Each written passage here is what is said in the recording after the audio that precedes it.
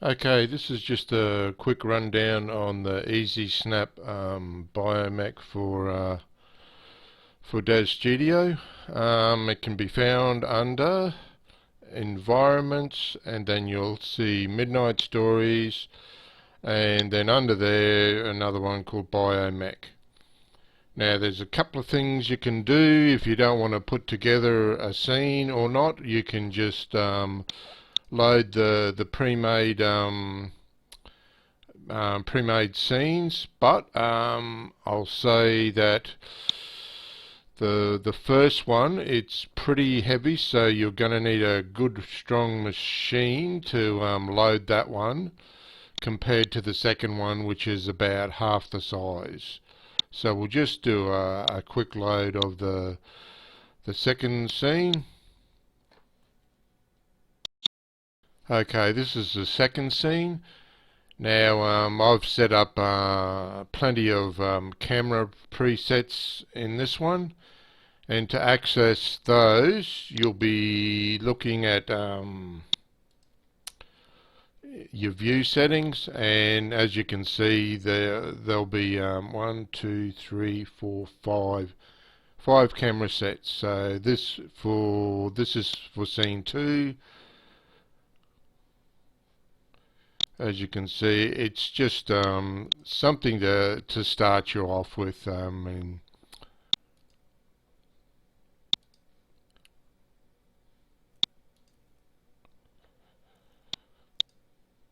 four-way, that's where we started. So basically that's just five different cameras you can look around in.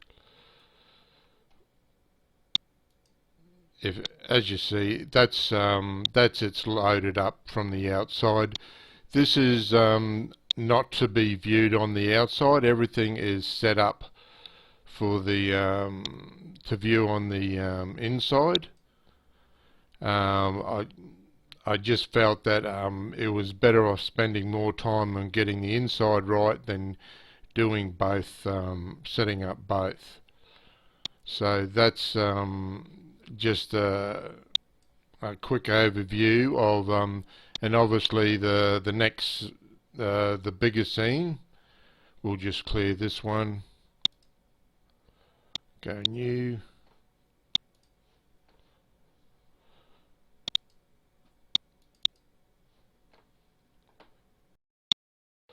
And again, this has got camera presets as well. Obviously, we're at the center one. I've got a depth of field one set up for this one, which you're probably better off seeing when it's fully rendered. Next one is the statue room.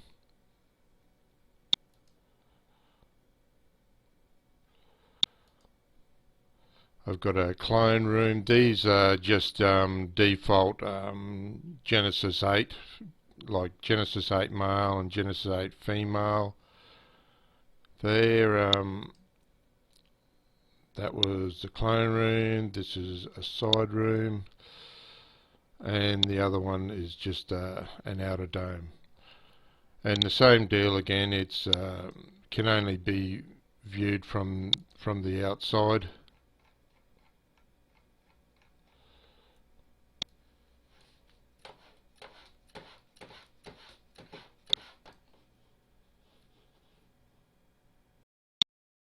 And this one is a bit bigger than the last one. Obviously that will take up more memory and more consumption, but again, this is all about you creating this sort of stuff. All I've done is just made up some presets and added in a few lights in that.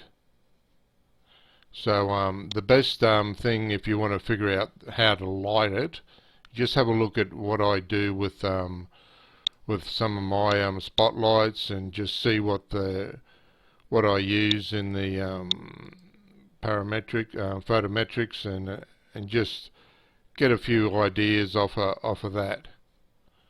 So the next thing we want to do is show you how to set up the Snap system. Rightio, the Easy Snap system, what you'll want to do is either load in a subset or a prop. So we'll just we'll load in, say, a dome first. Now before you start moving anything, you need to set a few parameters. So make sure you have either your move tool or your rotate tool, because we're going to need to alter both of those. Once you've got one of those selected, you need to bring up a thing called tool settings. Now if it's not open, then you'll go into panels, and it should be under tool settings, and you'll just click on that and a little window will open, and you'll just drag the tab into one of these areas, and so then you'll access it here. Now to move stuff around, you need to type in this setting, 100 centimeters. Okay, because and then click enable. So when you click on something, it'll only move at increments of 100 that way in either direction. I wouldn't suggest lifting it in Y, because it'll misalign everything. So it's either side or front and back. And as for the rotate tool, same thing. You want to enable that, and I've got it set to 45 here, but it really should be only 90. I've only set it at 45 just to make it a little bit more. It doesn't just boom. It's straight to 90. Makes it a bit harder to rotate. So leave it at around 40, either 45 or 90. So we'll just throw in, let's see, the long straight. We'll throw that in, and as you can see, this one's a bit misaligned. So, but if you grab this little corner bar as we move, you'll find that it's really simple to just snap it into position like that. And really that is just the basics of it. You can set up all your scenes. As long as you've got this snapping on, you can have both of these on as well, and have them enabled. But at the moment we've just got the rotate and transition tool working. So we'll just throw in let's see, what I've got subsets made as well, and these have got lighting inside them.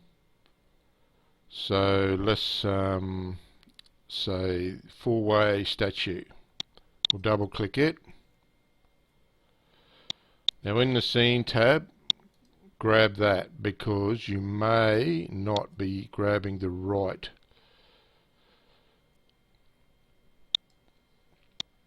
As you can see, that loads it in straight away. Lights are in there.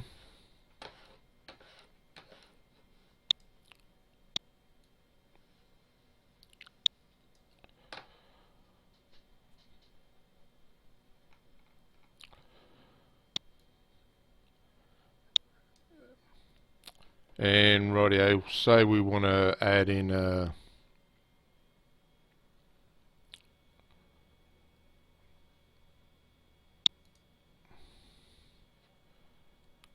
so one of these cryo tanks. So we'll just double click one on him.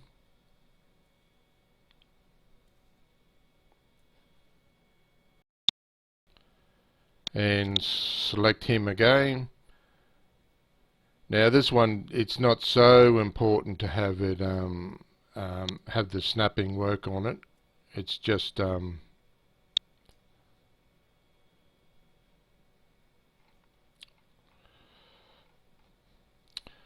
now the tank, it has a few different morphs that come with it.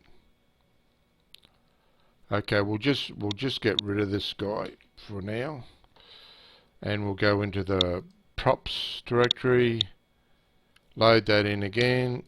We'll drag it here. So to access the morphs, you'll go under shaping, and there'll be one called actor adjustments. Now there's a, as you can see, that will hide the internal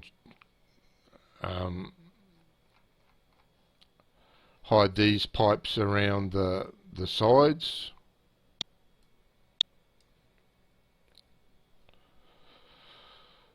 You can hide the tank totally if you just want to make it like a table or something like that.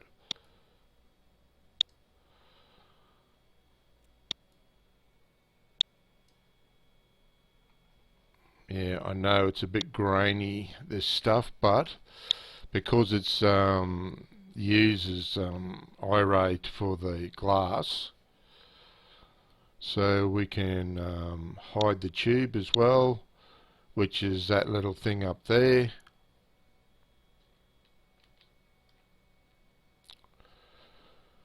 We can also scale a tube up and down.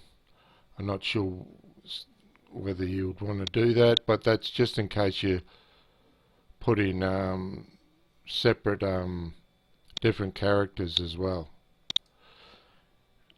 And basically the rest of them just move that tube side to side, back and front. You can make the tank wider if you wish.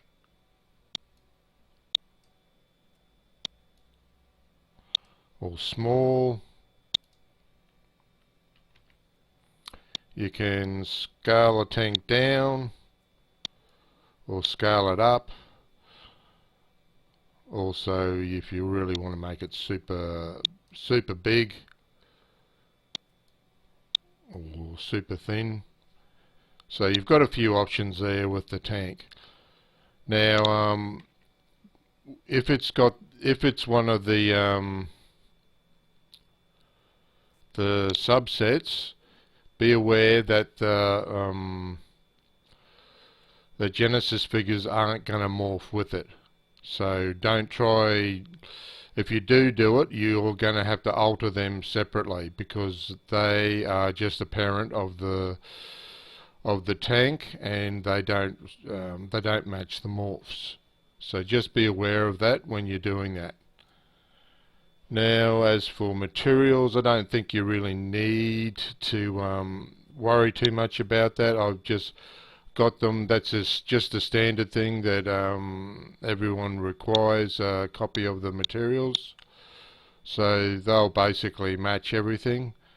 I don't think there's anything else, so I look forward to seeing all the Prometheus type scenery and that.